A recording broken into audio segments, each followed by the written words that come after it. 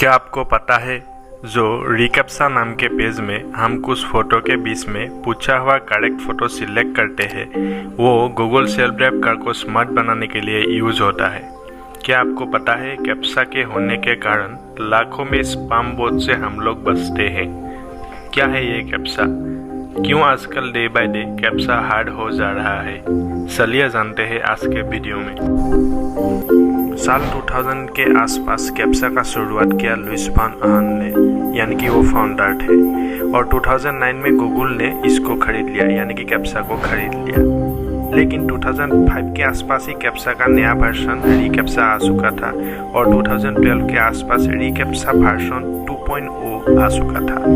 Captcha का मतलब completely automated public Turing test to tell computers and humans apart है, जो एक टाइप का साइलेंस रेस्पॉन्स टेस्ट है जो कंप्यूटर को डिटरमाइन करने में मदद करता है कि ये इंसान है या robot. It takes the average person approximately 10 seconds to solve a typical captcha. पहले जब .com बूम यानी कि इंटरनेट का क्रेज चारों तरफ बढ़ रहा था, तब बहुत सारे हैकर्स दूसरे के मेल इंफॉर्मेशन डाटा चुरा लेते थे। वो स्पैम मैसेज का यूज़ करते थे और डिफरेंट प्रोग्रामिंग लैंग्वेज के हेल्प से याहू जैसे वेबसाइट में घुस जाते थे, तो ऑटोमेटिकली ये इंफॉर्मेशन चोरी नहीं हो, इसलिए वेबसाइट में लॉगिन पेज में कैप्चा रखने का शुरुआत हुआ। कैप्चा में हमारे जनरल वर्ड इन कैपिटल और स्मॉल नंबर में होते हैं, जो ऐसे फीड होता है जो तेरा मेरा हो, स्ट्रेच हो, और वर्ड या नंबर ऐसे हो कि पहले देखने में इंस्टेंटली समझ ना आए। इसको ऑप्टिकल कैरेक्टर रिकॉग्निशन भी बोला जाता है, यानी कि सिंपल वर्ड में रीडिंग करके उसको सेम टू सेम यूजर को एंटर करना पड़ता है। इंसान डिफरेंट लाइटिंग कंडीशन में भी वर्ड पढ़ सकते हैं, डॉक्टर की बकवास हैंडराइटिंग कुछ हद तक समझ सकते हैं, और पिक्चर को देख के समझ पाते हैं कि क्या है उस पिक्चर में, जो ह्यूमन समझ सकते हैं लेकिन कंप्यूटर नहीं। यह वर्ड कंप्यूटर को समझ नहीं आती है क्योंकि ये जनरल वर्ड की तरह नहीं होता है। सो एक तरह से ये एक बैरियर की तरह यूज करता है ह्यूमन एंड कंप्यूटर के बीच में। लेकिन धीरे धीरे हुआ कि कैप्चा इतने करोड़ लोगों ने यूज करना चालू किया कि जब भी इनपुट में हम वर्ड नंबर देने लगे, वो कंप्यूटर को समझ में आने लगा, तो स्पैमर्स ये बैरियर को इजीली क्रॉस करने लगे। सो 2005 के आसपास आया कैप्चा की जगह रिकैप्चा, जो कि आप लोगों को मैं पहले बता चुका हूँ, जिसमें एक वर्ड की जगह में 2 वर्ड यूज होने लगा। एक वर्ड पहले की तरह और दूसरा कोई पुरानी मैगजीन न्यूज़पेपर से रैंडमली उठाया हुआ।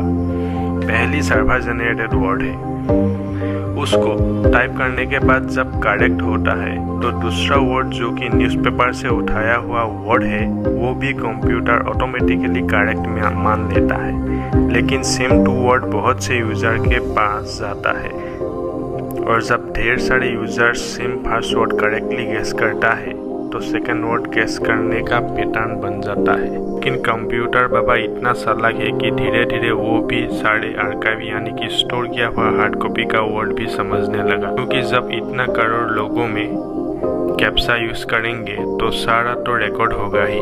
आर्टिफिशियल इंटेलिजेंस भी काफ़ी इवॉल्व हो चुकी थी, जो ऑप्टिकली इल्यूशन करके वर्ड थी, वो भी कंप्यूटर हमेशा की तरह फास्ट रीड करने लगी थी। एक रिसर्च के अनुसार पता चला कि ये वर्ड ह्यूमन 33% एक्यूरेसी से पढ़ सकता है एंड कंप्यूटर 99.5% से। सो इस परेशानी को दूर करने के लिए हमारे इंसान ने कैप्चा के वर्ड ही हटा दिया, पूरा ह्यूमन वर्सेस कंप्यूटर की वार की तरह। अब आ गया 2012 में रिकैप्चा वर्जन 2.0, जहाँ पे इमेज का यूज होने लगा, जिसमें 9 इमेज होता है और उसमें कौन सा इमेज क्वेश्चन में पूछा गया है और फोटो में कौन सा है सिलेक्ट करना पड़ता है। फॉर एग्जाम्पल, यदि हमको पूछा है कि बांस कहाँ है, तो फोटो में 9 में से कौन में बांस दिखाया गया है देख के सिलेक्ट करना पड़ता है।